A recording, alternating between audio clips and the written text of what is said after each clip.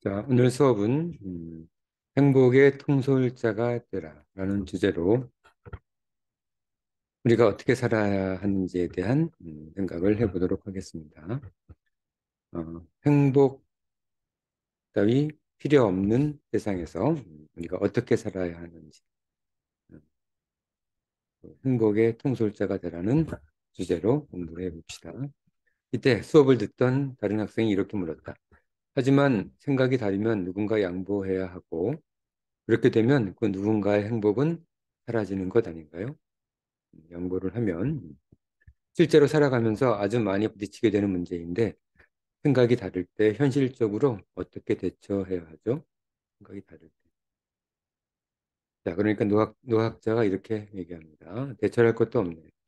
문제는 생각의 다름이 아니라 생각이 다를 때 사람의 마음가짐이네. 보통 어릴 때 결정되지. 어린 시절 교육이 중요한 이유네.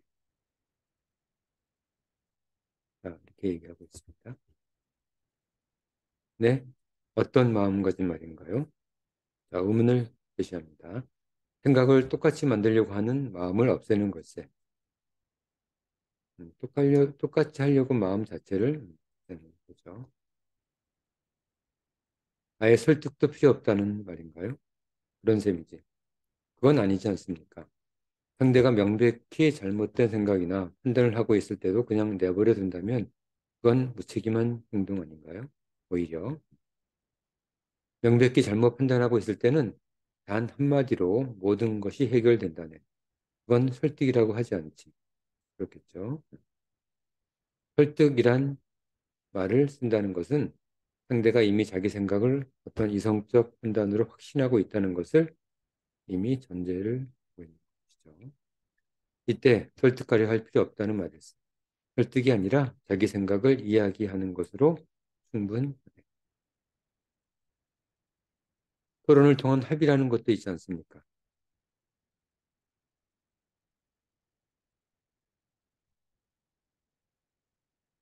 합의가 가능한 내용이라면 자기 생각을 이야기하면서 저절로 자연스럽게 합의가 도출될 것이고 합의가 가능하지 않은 내용이라면 어차피 설득의 과정으로 들어가는 것이죠.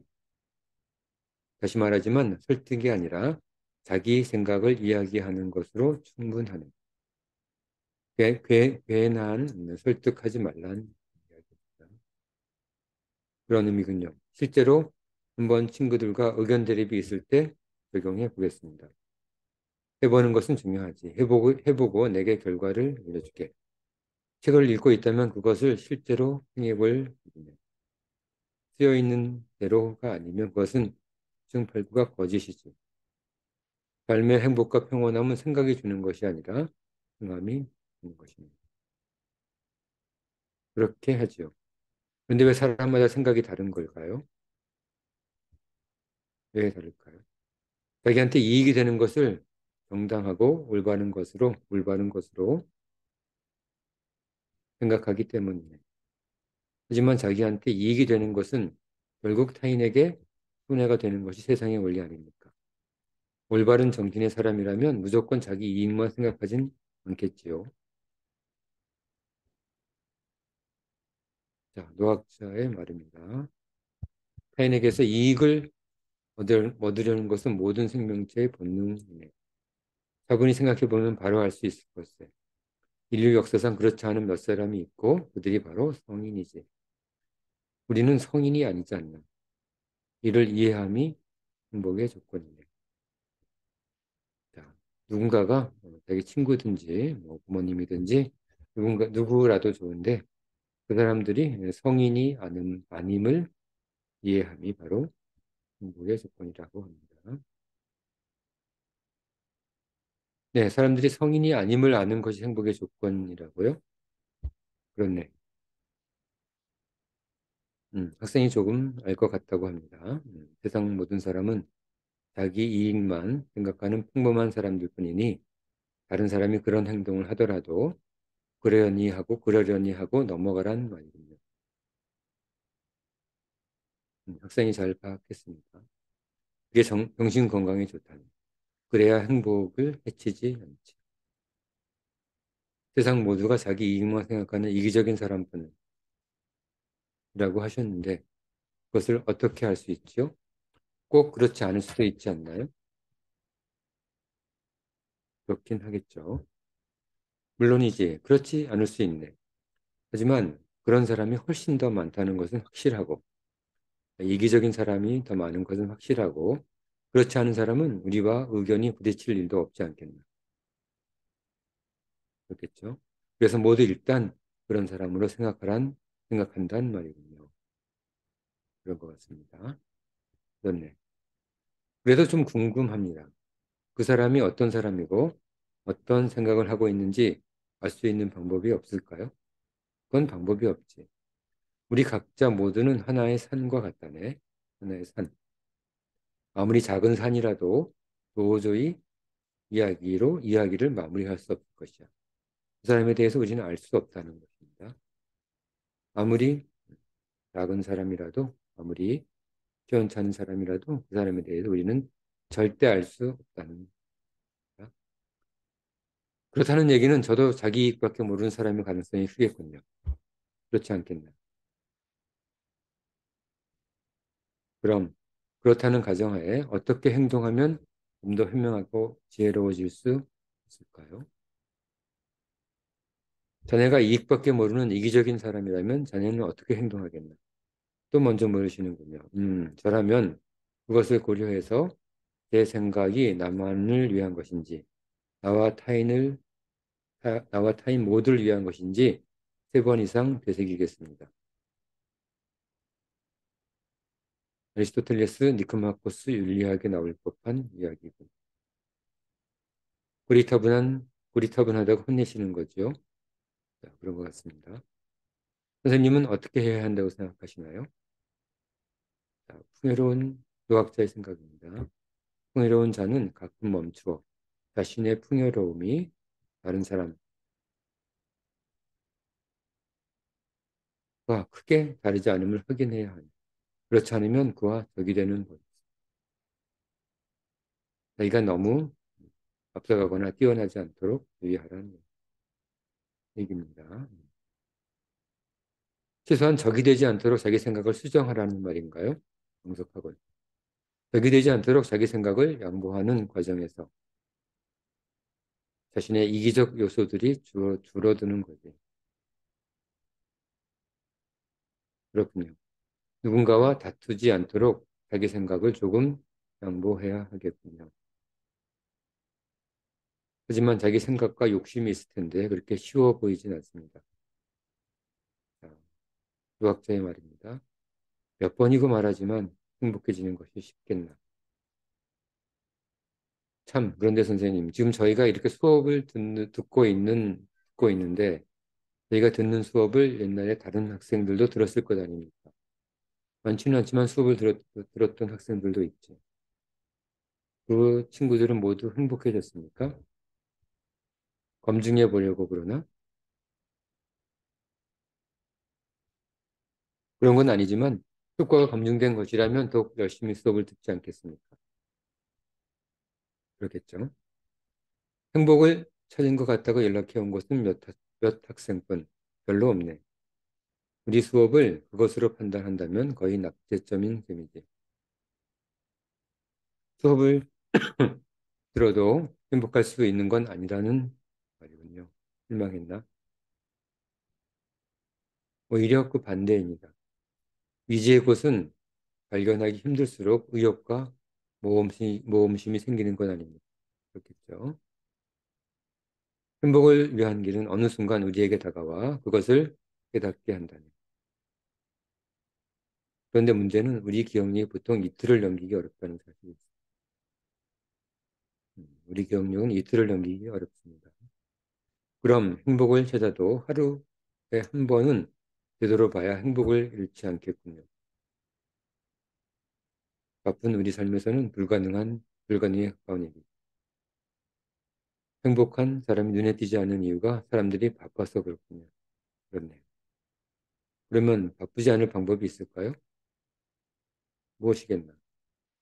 어렵네요. 욕심과 목표를 줄여 나쁘지 않은 나를 만드는 것은 어떤가요? 바쁘지 않은 바쁘지 않을 나를 만드는 것. 나쁘지 않은 방법이겠죠. 나쁘지 않은 방법이네요. 바쁘지 않은 나를 만드는 것.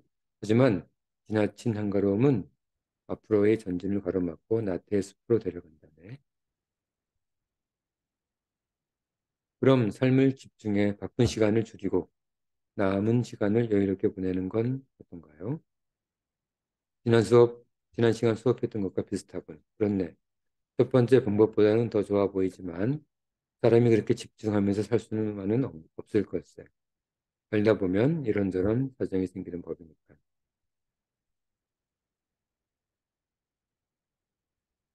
그러면 어떻게 하죠? 자신 속에 바쁜 존재와 바쁘지 않은 존재를 만들어 바쁜 존재는 일하게 하고 바쁘지 않은 존재는 쉬도록 하면 되는. 이게 무슨 말일까요? 네? 학생이 의문시합니다. 자신의 새로운 존재를 인식하라는 말이었어요.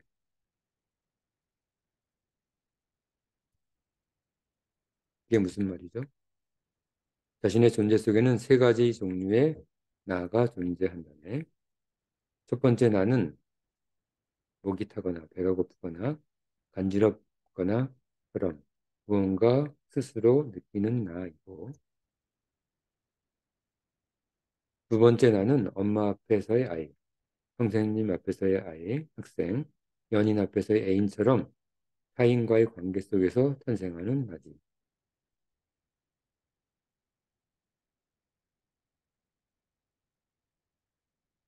마지막 세 번째 나는 시간을 초월한 어떤 경우에도 변치 않는 항상 존재하는 나인데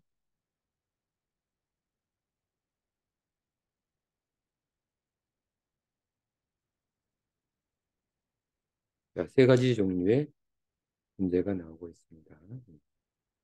세 가지 나 생각보다 복잡하진 않군요. 자, 우리 존재는 이 위에 세 가지 내가 만드는 수레바퀴가 이끄는 삼륜마차네. 수많은 바퀴살 중 한두 개 부러져도 마차는 별 상관없지.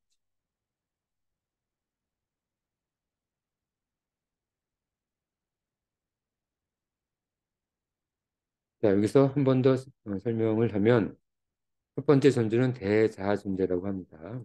자기 자신 스스로. 목이 타지 않을 땐 느껴지지 않던 내가 목이 탈 때 내 존재가 느껴지죠. 배고프지 않을 때 저는 느끼지 못한 나 자신이 배가 고플 때 새롭게 느껴지는 나라는 존재가 있습니다. 그게 대자아 존재고. 두 번째는 엄마 앞에서는 아이의 모습, 선생님 앞에서는 학생의 모습, 연인 앞에서는 애인, 뭐 언니 오빠들 앞에서는 동생, 뭐 동생들 앞에서는 언니 오빠. 이런 식으로 다른 사람에 의해서 새롭게 탄생하는 나, 연극하는 듯한 나죠. 이걸 대타 존재라고 합니다. 그리고 이 세 번째 나는 자신의 자신의 어떠한 경우에도 변치 않는 존재. 대타 존재로 변하기도 하고 대자 존재로 변하기도 하지만 그렇게 여러 가지 대타 대자 존재적 존재와 무관하게 변하지 않는 존재를 즉자 존재라고 합니다. 세 번째 존재는 즉자 존재입니다.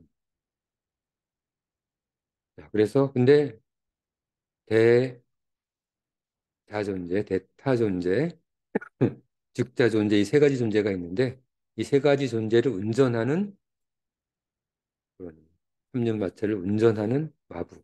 그게 바로 나 자신이 되겠죠. 그래서 어떻게 바쁘지 않은 거죠? 나는 세계의 존재 바퀴가 만드는 마차를 끄는 마부라네. 세계의 바퀴는 계속 돌아 바쁘지만 마부는 그리 바쁘지 않은 편이다. 뭐 아주 하는 일이 없진 않지만 운전을 이렇게 말을 제어는 해야 되겠지만 바쁘진 않겠죠. 바퀴가 돌아가듯이. 마부가 되면 바쁘진 않겠군요. 그렇지. 진짜 마부가 된다면 말일세. 마부가 자기 존재들을 통합적으로 움직이는 통솔자겠군요. 통솔자의 얘기가 나옵니다. 그렇네. 조금 알 듯 말 듯합니다. 그 정도면 됐네. 처음부터 다 할 수는 없지 않겠나. 통솔자와 행복은 무언가 관계가 있을 것 같습니다. 그럴 걸세. 행복을 위한 길을 찾기 시작하면 오늘 찾지 못해도 내일 찾을 것이라는 기대가 있네. 시작하지 않으면 알 수 없는 즐거움이지. 그렇겠죠? 우리는 행복을 찾아서 행복을 위한 길. 그게 행복 따윈 필요 없다는 것으로 결론 내린 거죠. 지금 이 책에서는, 이 내용에서는. 아무튼 행복을 위한 길을 찾기 시작하면 새로운 즐거움이 생깁니다. 진리를 위한 길을 찾기 시작하면 새로운 오묘한 즐거움이 생기겠죠. 자, 무언가 가슴이 설레는 것 같기도 합니다. 행복과 진리를 향한 열정이 바로 젊음이지. 어떤 이는 죽는 순간까지 젊음을 유지하기도 하고 어떤 이는 아직 젊을 때 이미 잃기도 한다. 나 자신을 생각하고 공부하는 것이 행복과 관련이 있다고 생각하니 무언가 할 일이 많이 생긴 것 같습니다. 근데 자기 자신만 생각하다 보면 타인에 대해 무지해지는 건 아닌가요? 그 앞전의 말입니다. 그 반대지. 나 자신을 공부하기 시작하면 타인을 대상으로 하는 심리학자만큼 타인에 대해 잘 알게 된다네. 오랫동안 혼자 수행한 수도승이 세상 이치를 잘 아는 그런 걱정은 하지 않아도 그런 걱정은 하지 않아도 될 걸세. 나나 타인이나 별 차이 없네. 나만 공부해도 타인에 대해서 잘 알 수 있다는 이야기죠. 예를 들면 친했던 친구가 멀어졌을 때 그 친구가 왜 멀어졌는지 그 이유도 자기 자신 속에서 찾을 수 있다는 말인가요? 그렇네. 친구의 생각을 내 존재 속에서 찾는다. 흥미롭군요. 누군가가 나를 덜 찾게 되면 보통 내가 그에게 줄 게 적어졌다고 생각하면 된다. 하지만 돈 주머니가 얇아도 생각 주머니만 두둑하면 없지. 결국 내가 그 친구에게 줄 것이 적어졌다는 말이군요. 생각 주머니도 얇아졌고요. 나를 돌아보고 그 이유도 대안도 찾을 수 있겠군요. 그렇지. 무언가 행복을 위한 시작점에 선 듯한 느낌입니다. 단지 느낌일 뿐이지만요. 나 자신 속에서 행복을 찾을 수 있으니까 그렇겠죠. 행복은 하루아침에 발견하는 것이 아니라 매일 만들어가는 것이네요. 한순간에 발견한 행복은 그 작은 시작점일 뿐이지. 계속 모아가지 않으면 어느새 공기중으로 터질 걸세. 우리 눈사람 모으듯이 행복을 모아가야 한다고 얘기했었죠. 자, 여기까지가 우리 어떻게 살아야 하는지에 대한 그런 이야기입니다. 지금 이번 수업에서는 행복의 통솔자가 되라라는 주제로 우리 공부해 봤습니다. 어떻게 살아야 하는지에 대한 마지막 방법이 되겠습니다. 14번째 방법이죠. 14번째 방법. 행복의 통솔자가 되라. 이렇게 14가지 방법을 통해서 우리가 어, 행복에 다가설 수 있는 아니면 행복 따위 필요 없는 세상에서 진정으로 행복에 다가설 수 있는 방법, 행복할 수 있는 방법. 행복 따위 필요 없다고 얘기하면서 행복해질 수 있는 방법을 찾는 게 논리적으로 음, 논리적으로 잘 맞지 않지만 그 내용은 잘 생각해 보시기 바랍니다. 자, 그럼 어떻게 살아야 하는지에 대한 두 번째 수업은 이걸로 마치고 세 번째 수업으로 넘어갑니다. 세 번째 수업은 다음 시간부터 할 텐데요. 세 번째 수업 다음 시간은 지금까지 첫 번째 수업이 무엇이었죠? 첫 번째 수업은 무엇을 위해 살아야 하는가? 두 번째 수업은 어떻게 살아야 하는가? 이거죠. 그렇죠? 그리고 세 번째 수업은 행복하기 위해 작지만 가능한 것들. 행복하기 위해 작지만 가능한 것들에 대해서 우리 공부해 보도록 합시다. 그것을 통해서 우리가 행복 따위는 필요 없고 우리한테는 작지만 가능한 것들만 필요하다라는 그런 컨셉으로 공부를 해보도록 하죠. 자, 그럼 오늘 수업 여기까지 하고 오늘 수업한 내용 우리 삶의 통솔자, 우리 존재의 통솔자가 되도록 노력해 봅시다. 마부가 되는 것이죠. 우리 존재의 마부. 자, 오늘 수업은 여기까지 하고 다음 시간에 또 행복하기 위한 작지만 가능한 것들에 대해서 새로운 세 번째 수업을 공부해 보도록 합시다. 자, 오늘 수업은 여기까지.